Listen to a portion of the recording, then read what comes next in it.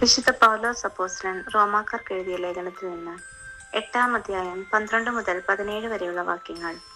ആകയാൽ സഹോദരരെ, ജഡിക പ്രവണതകൾക്കനുസരിച്ച് ജീവിക്കാൻ നാം ജഡത്തിന് കടപ്പെട്ടവരല്ല. ജഡികരായി ജീവിക്കുന്നെങ്കിൽ നിങ്ങൾ തീർച്ചയായും മരിക്കും. എന്നാൽ ശരീരത്തിന്റെ പ്രവണതകളെ ആത്മാവിനാൽ നിഹനിക്കുന്നെങ്കിൽ നിങ്ങൾ ജീവിക്കും. ദൈവാത്മാവിനാൽ നയിക്കപ്പെടുന്നവരെല്ലാം ദൈവത്തിന്റെ പുത്രന്മാരാണ്. നിങ്ങളെ വീണ്ടും ഭയത്തിലേക്ക് നയിക്കുന്ന അടിമത്തത്തിന്റെ ആത്മാവിനെയല്ല, മറിച്ച് പുത്രസ്വീകാരത്തിന്റെ ആത്മാവിനെയാണ് നിങ്ങൾ കൈക്കൊണ്ടിരിക്കുന്നത്. ഈ ആത്മാവ് മൂലമാണ് നാം ആബാ പിതാവേ എന്ന് വിളിക്കുന്നത്. നാം ദൈവത്തിന്റെ മക്കളാണെന്ന് ഈ ആത്മാവ് നമ്മുടെ ആത്മാവിനോട് ചേർന്ന് സാക്ഷി നൽകുന്നു. നാം മക്കളെങ്കിൽ അവകാശികളുമാണ്, ദൈവത്തിന്റെ അവകാശികളും ക്രിസ്തുവിന്റെ കൂട്ടവകാശികളും.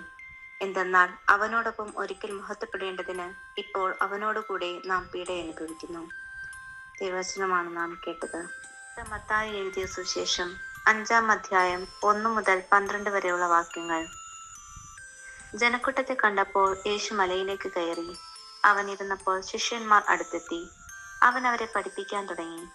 ആത്മാവിൽ ദരിദ്രരായവർ ഭാഗ്യവാന്മാർ, സ്വർഗരാജ്യം അവരുടേതാണ്. വിലപിക്കുന്നവർ ഭാഗ്യവാന്മാർ, അവർ ആശ്വസിപ്പിക്കപ്പെടും. ശാന്തശീലർ ഭാഗ്യവാന്മാർ, അവർ ഭൂമി അവകാശമാക്കും. നീതിക്ക് വേണ്ടി വിശക്കുകയും ദാഹിക്കുകയും ചെയ്യുന്നവർ ഭാഗ്യവാന്മാർ, അവർക്ക് സംതൃപ്തി ലഭിക്കും. കരുണയുള്ളവർ ഭാഗ്യവാന്മാർ, അവർക്ക് കരുണ ലഭിക്കും. ഹൃദയശുദ്ധിയുള്ളവൻ ഭാഗ്യവാന്മാർ, അവർ ദൈവത്തെ കാണും. സമാധാനം സ്ഥാപിക്കുന്നവൻ ഭാഗ്യവാന്മാർ, അവർ ദൈവപുത്രന്മാരെന്ന് വിളിക്കപ്പെടും. നീതിക്ക് വേണ്ടി പീഡനം ഏൽക്കുന്നവർ ഭാഗ്യവാന്മാർ, സ്വർഗരാജ്യം അവരുടേതാണ്.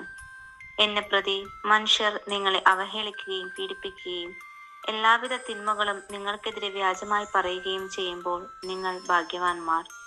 നിങ്ങൾ ആനന്ദിച്ചാഹ്ലാദിക്കുവിൻ, സ്വർഗത്തിൽ നിങ്ങളുടെ പ്രതിഫലം വലുതായിരിക്കും. നിങ്ങൾക്ക് മുമ്പുണ്ടായിരുന്ന പ്രവാചകന്മാരെയും അവർ ഇപ്രകാരം പീഡിപ്പിച്ചിട്ടുണ്ട്. ദൈവവചനമാണ് നാം കേട്ടത്.